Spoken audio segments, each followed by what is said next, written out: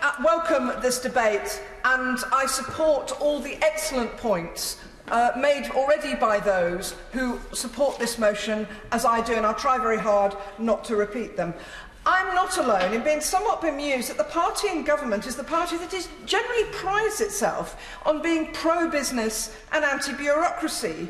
Yet this government appears to be ignoring the pleading of businesses large and small, and is also leading this country towards a tsunami of additional paperwork as we move towards leaving the customs union and the EU, and the implications of all that paperwork for all that trade, which we will now have to put in place for all those trades with the EU.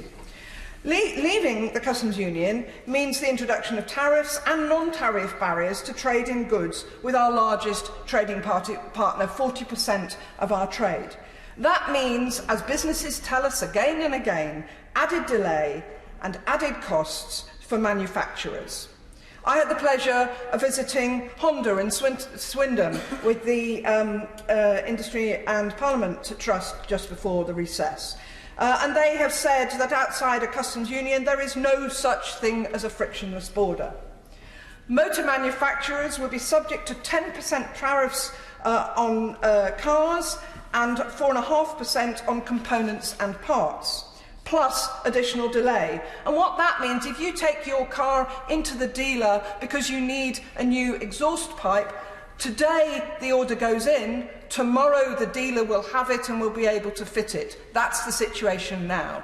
Now, as I understand it, that will, with being outside the customs union, will mean up to 5 days wait for your new exhaust. Not just inconvenient to an owner of a car, but an economic cost to an owner of a van used for their business. It was also good to be on that visit to see how Honda's presence in Swindon has transformed that town since I was last there many years ago.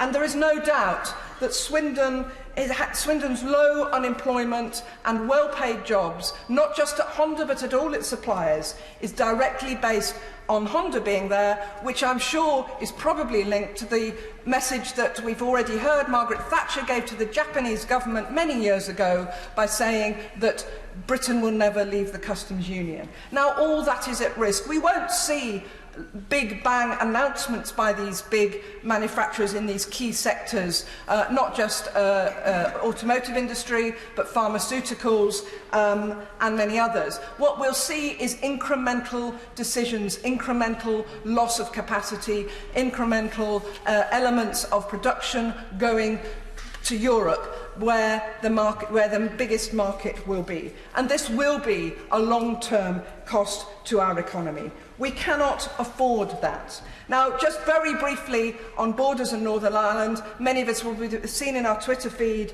the map of Switzerland and the hundreds of custom points. I remember County Fermanagh in the old days before the Good Friday Agreement, and we cannot go back to that. I support the motion today calling on the government to establish an effective customs union with the EU, and like other members, I believe we should stay in the single market as well, because 80% of our economy is in services. Thank you.